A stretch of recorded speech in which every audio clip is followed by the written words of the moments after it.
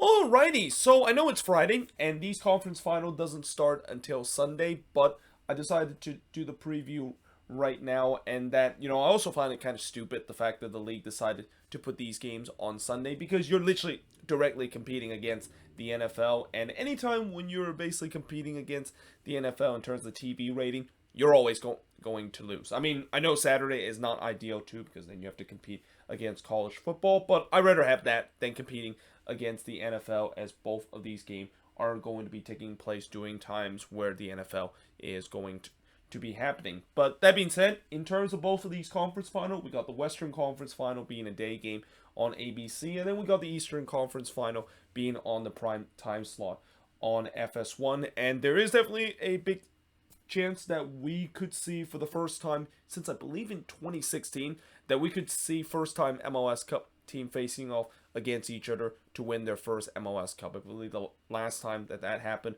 was the Seattle Sounders versus Toronto FC back in 2016, and that in order for that to happen, we know that somebody's going to make it to MLS Cup for the first time in this Western Conference, and let's just hope that maybe the Union can get their revenge against NYCFC, and that's where we see this situation where we have two teams never made it to MLS Cup playing in their first ever MLS Cup for the rights to win the whole thing. And in general, there is definitely a high chance that we could see a first time winner this season, just like what we did last season with NYCFC winning it for the first time in their club history. But that being said, let us actually first talk about the Western final, which is LAFC versus Austin FC. And again, it's very rare that we see kind of a 1v2 matchup that happened in the Western Conference final, although as I said that, didn't we had this situation back, I believe, was it in 2019 when we had a 1v2 kind of matchup? It was LAFC versus the Seattle Sounders, and I'm pretty sure LAFC fans don't want to remember what happened in that kind of matchup, and in some way they're going to trying to hope that it's not a repeat against an Austin FC side, of course, trying to be like Atlanta United a couple of years ago, making it to MLS Cup only in their second year of existence, as this game will start at 3 p.m. Eastern, 12 p.m. Pacific, but the actual kickoff is 12:18 p.m. local time, as this game is going to be on ABC. Now, LAFC does still have the all-time advantage over Austin, 3-0-2, but Austin have won the last two meetings.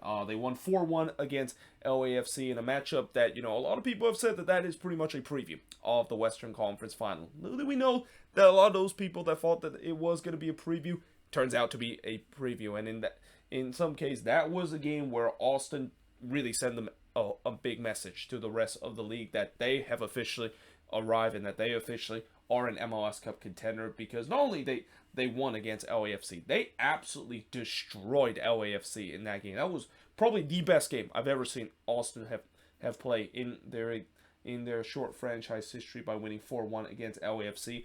And then in the first ever meeting, it was Austin winning 2-1 against LAFC, only becoming one of two teams to win against LAFC at Bank of California Stadium. But before that, it was a 2-1 win that LAFC had against Austin, a 2-0 win that LAFC had against Austin, and then of course in the very first meeting, it was actually the first ever match for Austin FC. So this game does have some meaning to Los Verdes fan, because LAFC is always an opponent that they will remember as the first opponent that they ever face in their franchise history, which I think it kind of almost come full circle, the fact that the first ever game that they play in their franchise history is now basically the most important game that they have in franchise history of potentially reaching to MLS Cup.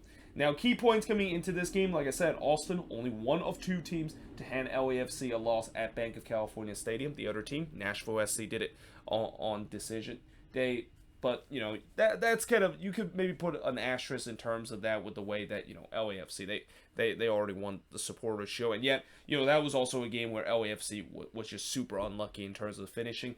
There was nothing unlucky about LAFC in that game against Austin. Austin really played well in that game and deserved to get the victory. And then, of course, Austin is the only team to beat LAFC twice this season. I think that is actually true, because I don't think LAFC have lost any team twice, because I know for sure that in order to lose a team twice in the Western Conference, they have to lose at least once at Bank of California Stadium. And as mentioned, Nashville is the only other team to beat LAFC at Bank of California Stadium. And I know LAFC, of course, beat Nashville in the first ever meeting when that game was taking place at Geodis Park. So yeah, Austin, they get the recognition of being the only Western Conference team and really the only team in MLS to beat LAFC twice this season. But for LAFC, the other thing that is interesting is that they have not beaten any team at the playoffs that is not named the Galaxy. And as much as LAFC has had a good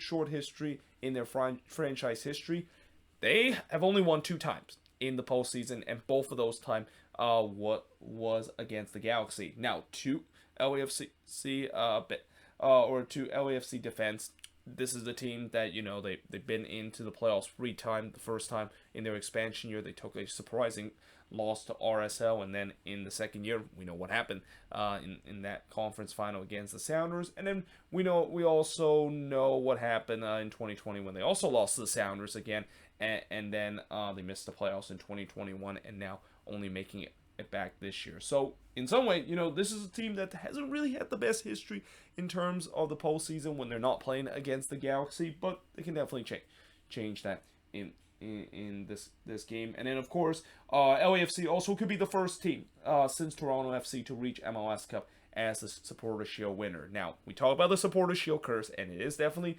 a thing because when you look at all the teams that have won the Supporters Shield, not a lot of them have been able to reach the promised land. And as I mentioned, the last team to do it was TFC in 2017, and they're also one of the rare teams to, of course, win the Supporters Shield and also end up winning MLS Cup. Well, in the past couple of years, the Supporters Shield curse have definitely been teams because the last 2 years we have seen teams that won the Supporters Shield in their first ever playoff game, they got eliminated. So this is definitely something that is different, and that again, for LAFC, I've mentioned many times before, this season it's pretty much MLS Cup or bust for them. Like, it's getting to that point where if they lose this game, it will definitely consider to be a failure. And coming into this game, there's also going to be question the fact that, I know there's been question of the fact that why is Gareth Bale not playing in the playoffs? I mean, isn't the whole purpose of maybe not playing Bale just to save him coming into the postseason? Well, I think there's report that he's been kind of suffering a bit of an injury, and that I think he might be ready for this game against Austin FC. But either way, obviously, as much as it would be nice to see Gareth Bale play in a playoff game, I mean, he's not really the difference maker for LAFC. He hasn't really done much ever since he's been with LAFC, besides selling shirts and pretty much put butts in the seats and get the center attention toward this team. I mean, they have so many difference maker on their team on the attack, and I don't even need to list all of them because you probably know who they are. Whereas for Austin FC, again, so far this has been a team that in the first game they kind of did it in a come from behind fashion, and then in the other game they kind of did it in an unconventional way, which is able to get the lead early and eventually hold on to it. And it's going to be interesting to see what kind of version of Austin we're going to see. Because this season, I feel like we kind of had seen both versions of Austin. We've seen an Austin team that maybe kind of just hold on for dear life, like we see them on the road. And then we see a home version of Austin going down early and unable to come back from the deficit. But one thing that I will say about this Austin team, and especially of the fact that, there is a case to say if the MVP race also include playoff performance, Dre Yusey would win the MVP because he has been the difference maker for Austin. He has, I think, scored now 3 goals for Austin FC and have been proven to people why maybe he deserved the honor rather than what Hani Mukhtar has. And again, I don't know if the MVP race does continue into the playoffs. If it's the regular season, I think Mukhtar would have got it, but in terms of if it includes into the postseason, and judging by the fact that the MVP award is not announced yet, there could be the case that it could include playoff performance. And again, Dre Yusey is just head and shoulder what he has done to his team and help his team compared to what Mukhtar has done during the one game where Nashville got eliminated with the Galaxy. But yeah, it should be a very interesting game, and I also expect this game to be high scoring too. I mean, I know in a conference final like that, you're going to see scores being a little bit low and that things could be a little bit tight, but that's not in Austin FC DNA. And that could be something that it's going to be interesting to see because, again, for Josh Wolf, I know you like to play an open game, and I know they want to start fast, but against an LAFC team that has the ability to trying to hit teams on the counter attack and does have some very good attacking players.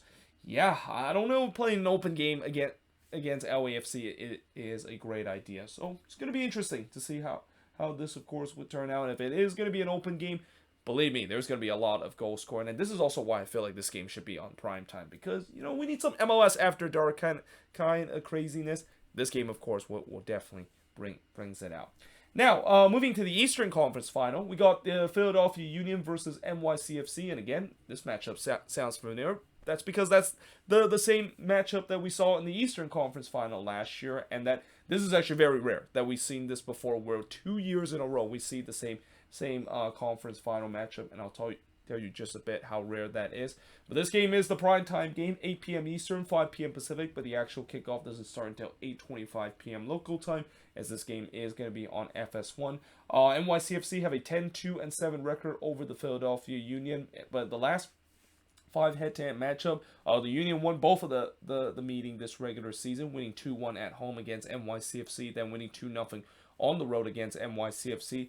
NYCFC then did win 2-1 against the Union, but that, of course, every fans of both of these teams would know, that's the Eastern Conference Final from last season. But before that, it was a 1-1 draw between both of these teams, and then the Union winning 1-0 against NYCFC. And as I mentioned before, that it is very rare we see a conference final matchup 2 years in a row. Well, that's because it hasn't happened in a very long time. In fact, the last time it has happened, it was still in the infant year of the league history, all the way back in 97 and 99, when DC and Columbus met 3 straight time in the Eastern Conference Final, and unfortunately for Columbus, they have the undubious honor of losing all 3 of those final against DC, because back then DC was just an absolute juggernaut, and they were really kind of the first dynasty in MLS history during the infant year and the first couple of years of the league history. But yeah, it's been a long time since we have seen a repeat conference final, and that it's going to be interesting to see how it will go for this. The Union, of course, are the only team to have yet to lose at home this season. They have won 13 out of the last 18 home game. I mean, this is not a big surprise because the Union, at least ever since they started to becoming the dominant force of the Eastern Conference, have always been good at home, and Subaru Park has really become a fortress where there is not a lot of teams that is able to get out with points out of that stadium. The Union, of course, as I mentioned, they won both of the regular season matchup over NYCFC, and for NYCFC, they're also looking to becoming the 3rd defending champion to make it back to MLS Cup since 2016. So this so-called MLS Cup hangover, in some way, it doesn't really kind of exist in MLS. I mean, we've seen in the past couple of years where teams that goes to MLS Cup, they go right back to the playoffs, with the exception of the Columbus Crew in the previous year, where they absolutely suffer an MLS Cup hangover, and that MLS Cup win that they had in 2020, it feels like the soccer gods punished them, or in some way kind of demand payment with the way that they were struck with so many injuries. Now, for NYCFC, the good news is that wasn't the case for most of the season, albeit, as I mentioned, even though one of their most important attacker, Talis Magno, was out. Looks like he is back in the playoffs, though he only played limited minutes in the last game. But how could I forget when I talk about NYCFC and another player that has been a big influence to this team, and he was definitely the case in the last game? That's Maxi Morales. I mean, how can I forget about him as the guy that, after all, he did score the winning goal in the last time both of these teams met each other in the conference final to get NYCFC to MLS Cup. So there could be a chance that could be the case where he could be the difference maker. But, for the Philadelphia Union, obviously, I think if you want to talk about pressure coming into this game, it's kind of weird to say that the pressure isn't really on the defending champion. Well, I don't think it's kind of weird, because when you're the defending champion, you've already done it before, and as much as it's great that you can of course do it again, that you do have the pressure off that. Well, if you lose this game, at least they have something to say that, well, we at least won in last season, and this year it was just not meant to be. But for the Philadelphia Union, I really think the pressure is on them, because, like I said, they are really the favorites. I mean, besides LAFC, I think the Union is the favorite to win MLS Cup, and that this is a team that pretty much is well balanced in every single category, in the attack, the midfield, the defense, and especially in the goalkeeping department. And that, again, I think if you look at the past couple of Union team, this is probably the best one. And not to mention, this is going to be a matchup unlike last year. I think Union fans can say that, well, they lost last year because, they had half of their team basically missing due to COVID. And the fact that they actually make that game interesting and actually led at one point in that Eastern Conference final is nothing short of a miracle. So now that the Union, of course, will get a full strength team against an NYCFC team, yeah, this is a chance for the Union to prove that, last year, maybe the reason why they weren't able to get over the hump and get the victory was because they were struck by the COVID problem with so many players out because of that. And that, yeah, again, the Union, I think they're going to be the favorites in this one. But at the same time, there's going to be the pressure for them to get the job done. Because I think in their game against FC Cincinnati, while it was definitely an opponent that is not really the opponent that the Union want to see in the first round, they really had to fought hard to trying to get the win. And I feel like this is going to be the same case. And unlike in this game between LAFC versus Austin, I won't be surprised this might be a game where it could be a little bit lax and there might not be as much craziness as we've seen before. I mean, it feels like most of the Eastern Conference game this season, it's been mostly lax and there hasn't really been a lot of crazy game. Whereas in the Western Conference, we have seen some really crazy games, and some of the most craziest game we have seen from this season playoffs has come from the Western Conference. So I expect this game maybe not going to be a lot of score that's going to be involved, but the Union are hoping that at the end of the day they will be the one that, of course, are able to get the victory. And most importantly, the old saying, revenge is best served on a cold dish. Well, in this case, it's best served in a way they get a rematch and a chance to prove last year that the reason why they didn't make it is because they were very shorthanded, and now that they are able to make it, they are really, I think, the team to win MLS Cup. I mean, after all, not only the fact that I say they're the favorites, they are the team that I picked to win the whole thing. So the Union, don't let me down in terms of my prediction of being wrong, even though my prediction in the playoffs, as expected, has been absolutely terrible. But either way, hope you guys enjoy this video. If you do, make sure you like, smash the subscribe button. Let me know in the comments below, what do you think of both of these conference final and who is going to be reaching to MLS Cup 2022. But until then, hope you guys enjoy this video. If you do, make sure you like, smash the subscribe button. And yeah, I, of course, will see you guys next time.